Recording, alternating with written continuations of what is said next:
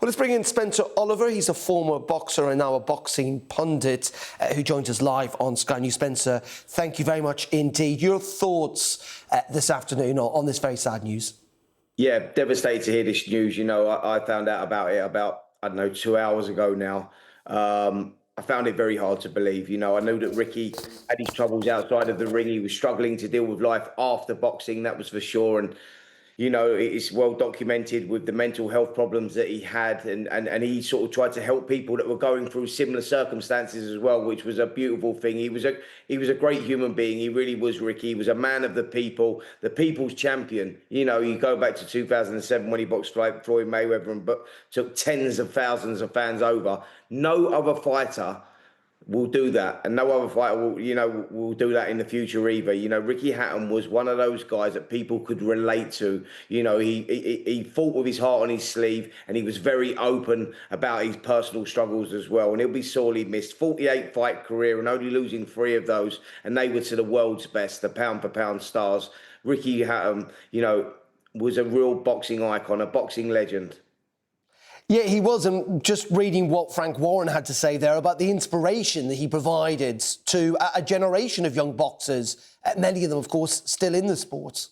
Absolutely. Listen, I remember Ricky, winning Young Boxer of the Year way back in 1998, turning professional and having a glittering career. And the night he boxed Costa at the MEN Arena up in Manchester, I was working as a boxing pundit then. I'd only just finished my boxing career myself. I knew that Ricky, as an 18-year-old, when he won the ABAs, was going to go on and do big things. But when he got that opportunity against Costa in front of his home fans, Costa at the time was pound for pound the best fighter in the world. And I picked Frank Bruno up on the way up there, actually, and we were having the conversation saying, look, it's a tough night for Ricky. I think this may have come too soon. And he proved us all wrong, and he delivered, and he went on to have an incredible career, becoming a 2-weight world champion. But that night at the MEN was something that will always stick with me. The fans, they just turned out in their droves. They really did. And they absolutely loved Ricky. And he fought, and he fought with his heart, like I say, on his sleeve. And he delivered that night. And and he went on to have a fantastic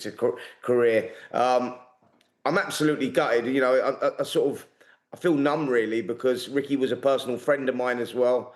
As I said, I knew the struggles that he was having, but no one knows what happens when the door shuts behind closed doors, And unfortunately, we've lost a great man, a real great man.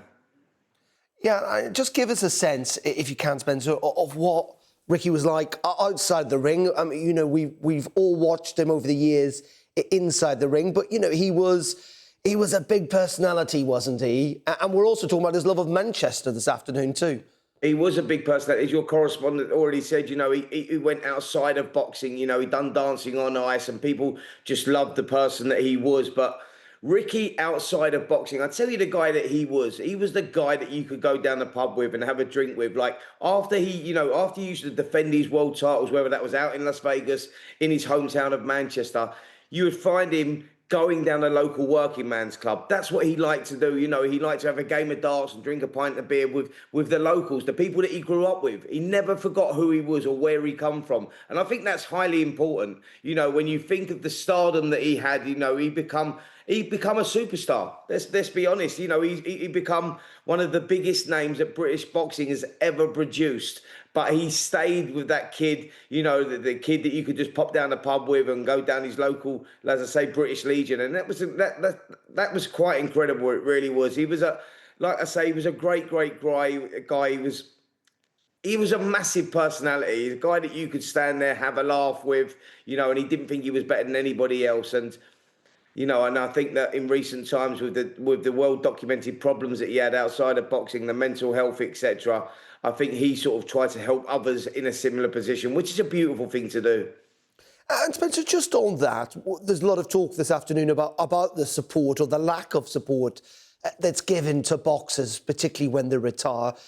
How much of an issue do you think that is? Yeah, it's a huge issue because I think that, I tell you, the life of a boxer, I've done it at the highest level myself. The life of a boxer is you live, eat, sleep the sport. There's nothing else goes on in the world whilst you're boxing, because you're trying to achieve your dreams. You're trying to support your family, give your family that future, that security that's needed. And when that's over, The boxer, he loses his identity and he's got to fit in as a normal civilian. And that's a very difficult thing to do. People like Ricky Hatton have been in the gym since they were 7 years of age. And then when it's all gone, there's a huge hole in your life. And it's not about the financial gain, because people will say, well, Ricky was very financially secure. It's more than that. It's bigger than that. You know, it's about trying to cope with life as a normal civilian, fitting into life as a normal person. And that is a very difficult thing to do. You know, and I think there should be more support around that, you know, and with trying to help, because, you know, like I say, the mental health problems that Ricky had were over a number of years from when he retired. He tried the comebacks, and he